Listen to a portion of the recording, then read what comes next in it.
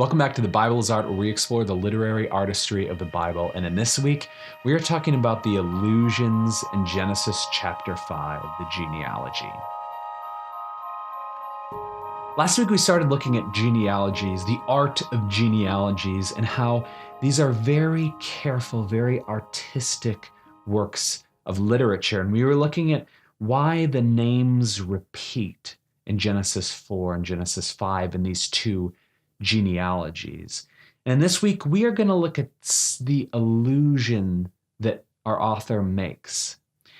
And so I want to put this up here, and I want you to once again just let your eyes glide over these words. And I want you to listen with your inner ear and see if you hear any words that you've heard before. For instance, in Genesis chapter 5, you have days, created, Adam, image and likeness, years, man, male and female, blessed, and at the end of this, rest.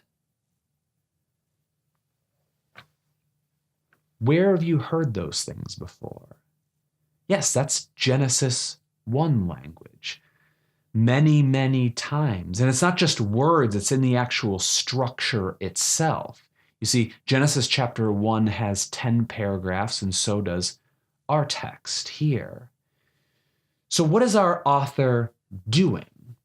Well, these are allusions, and to understand allusions, there's always two steps. Step 1 is to understand to what the author is alluding. And here it's Genesis 1. Okay. The second step is to understand what the author is doing with the allusion.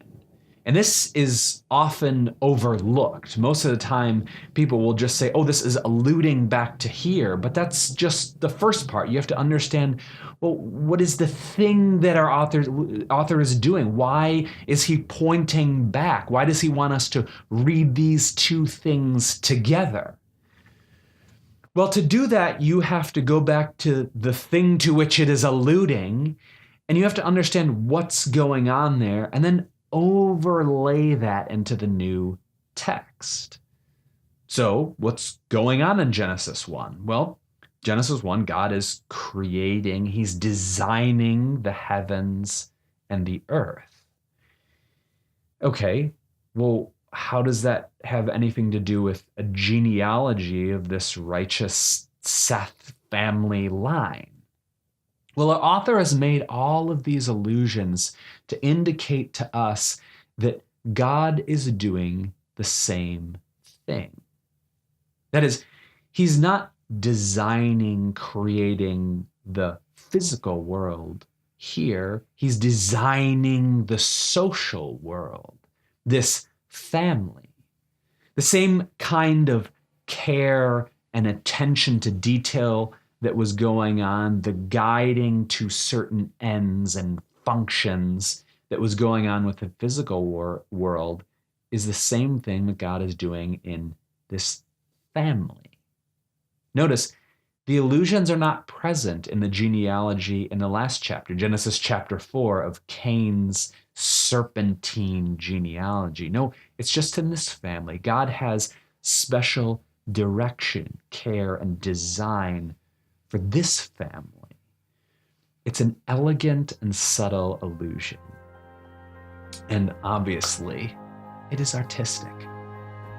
Thanks so much for watching this week. Next week, we're going to look at one other very cool thing about this genealogy, about the two people that gets repeated verbatim, Enoch and Lamech. Thanks so much. Hey, thanks so much for checking out the video this week, guys. I really appreciate it. If you want to support the channel, I've put up a Patreon page at patreon.com/thebibleisart. If you have any questions or comments, feel free to leave them below or send me an email, or you can tweet at me, and I'll see you next week. Thanks.